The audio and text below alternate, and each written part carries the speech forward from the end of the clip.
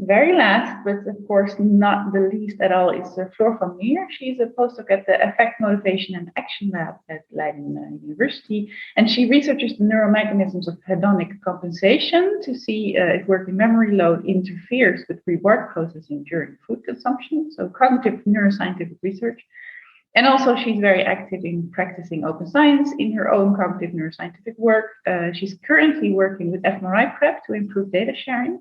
And she has performed a big collaborative project on a mega-analysis of food viewing in fMRI. And for that, she also needed to apply good data sharing practices that work for all collaborators. So she can tell from firsthand experience what the costs and benefits are of applying such an open science practice in own work, in the case of Megaanalysis in this case.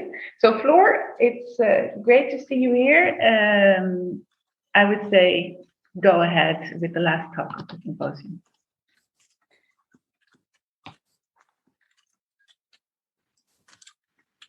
So here we go. Can everyone see the slides? Yes, and you are audible too. Okay, great. So thank you so much for the introduction, Susika. So we've heard quite a lot about why we should all share our data and how to prepare our data and how to share our data. But to close this session off, I would like to talk a little bit about, once all the data is out there, what kind of things can you do with all this data, with this shared data? And especially, how can you use this data to examine new things going further than what the data may have been originally published for? And I want to discuss, Susika already mentioned, an example of what we're working on at the moment, which is an ongoing project about the mega-analysis of the neural correlates of food viewing.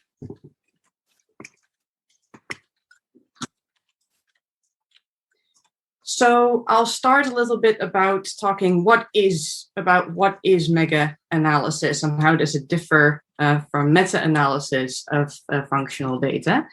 And then I'll go a little bit into the food viewing mega-analysis project. And then I'll talk about some of our experiences that might be useful for future considerations.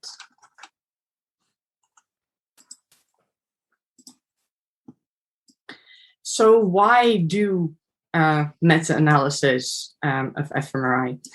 Well, as you probably all already know, it's an emerging field with lots of new studies coming out, but how consistent are results?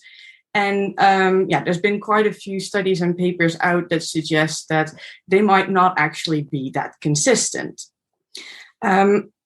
There's differences in tasks in analysis software, in the thresholding that people use, in pre-processing that people use, and often studies are also simply underpowered.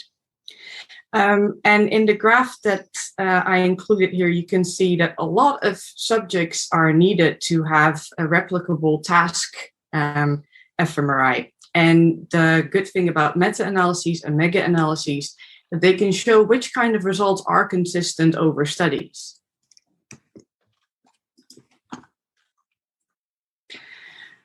What has been done mostly up until now, there's basically two flavors in meta-analysis and fMRI. That is coordinate-based meta-analysis. For example, an often used one is activation likelihood estimation. And what is not used very much, especially in task fMRI, is image-based meta-analysis, which I will here call mega-analysis from now on. And I'll start with quickly describing what each of these are. So activation likelihoods, or ALE meta-analysis, is an example of coordinate-based mega-analysis. So this, as an input, uses peak coordinates of clusters reported in published articles. So, for example, you see a study that you want to include in your meta-analysis. You go to the whole brain results table, take the coordinates, copy-paste them into a text file. And that's the input of your ALE meta-analysis. Well, ALE uses these reported coordinates as a center of a three-dimensional Gaussian kernel function, and the size of the kernel depends on the sample size of the study that you include. And it makes a modeled activation map out of this. And then these per study. And then these modeled activation maps per study are combined to calculate an experimental ale map. And this experimental ale map is then tested against an ale null distribution map, which has randomly placed foci. And with the output of this analysis is which clusters are concurrent over studies. So the pros of doing this is that people don't actually have to actively share your data in order for people to use them for this kind of meta-analysis, because generally, as long as people report their whole brain analysis results, you can just freely get them from published papers. It's also quick and easy to do. But unfortunately, there's quite a lot of cons as well. Since you only include the coordinates, so you only include the location of the activation, you have no way to include any information like a T or Z value or any effect size. Also, you're including results from thresholded analyses. So depending on how stringent the threshold is, this could lead to false negatives. Plus also, generally, especially if you start including studies from a few years back as well, the thresholds might differ a lot per study and which kind of correction is used. And furthermore, also different studies might use very different types of analyses. And we've already heard that, again, that matters. It will get you different results. So then we go to mega-analysis. With a mega-analysis, you include data on the individual level instead of on the study level. So you have data for each individual participant. And then there's different levels that you can go into here. A mega-analysis could include raw time series data, so going all the way back to your raw scans, or it could include first level information like T or Z or effect size maps that come from your the contrast that you calculate on the participant level. So one of the big pros is that you include much more information. So you don't only have the average effect over the group, but you have the variation, error, strength of the effect.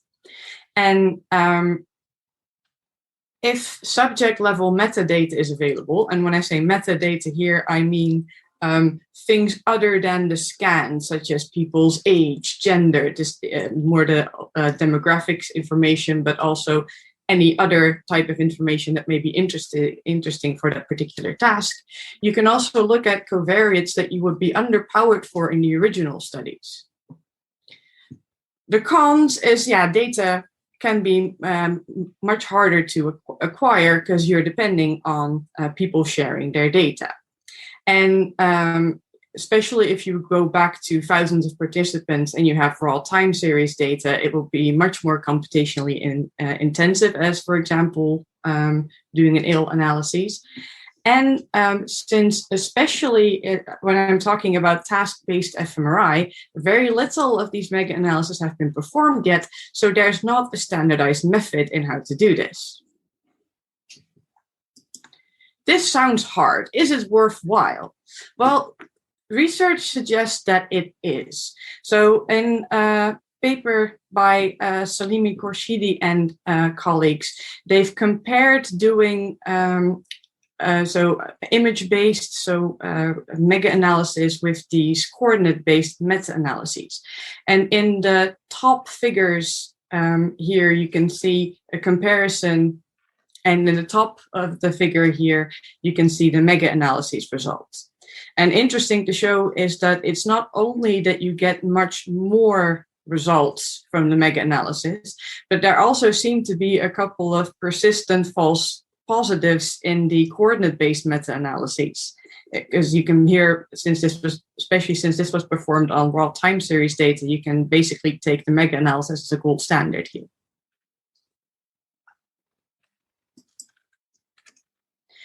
So then to the project that we're doing at the moment. So this is a pre-registered project, and we're doing a mega-analysis on the contrast of viewing food pictures versus non-food pictures. So here we've opted to go for the intermediate. So we're not going back to the raw time series data, such as you might find them on OpenNeuro, but to the statistical maps as people could share on NeuroVault. And in particular, we're interested in finding out what the effects are of age, gender, and body mass index on how the brain responds to viewing food pictures. So this was part of the FP7-funded NUDGIT project. And this project aims to also launch the nutritional neuroscience community on NeuroVault. So this this specific community on NeuroVault was developed together with Chris Gorgaleski and Russell Poldrack. And the idea is that this place, people can share food-related fMRI single subject statistical maps and also standardized metadata. And then especially we try to standardize the metadata that is important for food fMRI. So things that normally don't matter so much, but for us it's very important to know, were people hungry? When was the last time they ate? And also things as BMI and more general demographics. So this is an ongoing project, so I'm not going to be able to show any results yet. But for now, we identified 144 eligible studies, and the authors were all asked to upload single participant statistical parametric maps onto NeuroVault. And what we will be doing is performing a systematic whole brain mega-analysis using a random effects model. And we're trying to do it as much as possible, like Sunhammer and colleagues who published one of the only large-scale mega-analysis on task-based fMRI. Our current state of affairs is that we've been able to get authors to upload data from 25 studies. That's individual maps of 1,123 participants, which is already pretty cool, but hopefully more authors will upload their images and we will soon be able to start with the analysis. So I've already touched upon this, but some things that we've run into is that there's not yet a standardized method or tool for doing this kind of mega-analysis, which means we have to make a lot of choices. And of course, we will document our choices, but it would be great if the community could come to a standard of how would be the best way to go about these type of analyses. So, because of course, this is not aid reproducibility if there are so many degrees of freedom in the analysis. So things to think about is how to weigh the sample size per study, how to threshold the mask, and simple things as just which program to use. The other thing that you may have noticed is that until now, only a third of the authors that we contacted provided their data. And for the people that did get back to us, almost always the reasons for not sharing their data were either it wasn't their priority, they didn't have the time, or it took too much effort, or they no longer had access to the data because the PhD student graduated, they moved lab, etc. So this again touches on the things that were already discussed a lot before, that if it were the default to share your data in a good way on a good repository, at least on publication, that would mean that you wouldn't have to bother everyone about their data and get them to go through all of this extra time and effort, because then it would all be already out there. Okay, I just quickly want to thank my collaborators on this project, which is Paul Smeets in UMC Utrecht and Wageningen, Jennifer March, who is working on this from Groningen University, who are both doing the mega-analysis, and then Chris Gorgaleski and Russell Poldrack at Stanford for helping us develop the nutritional neuroscience community on NeuroVault. And you for your attention. Thank you very much, Floor. I will stop the recording now.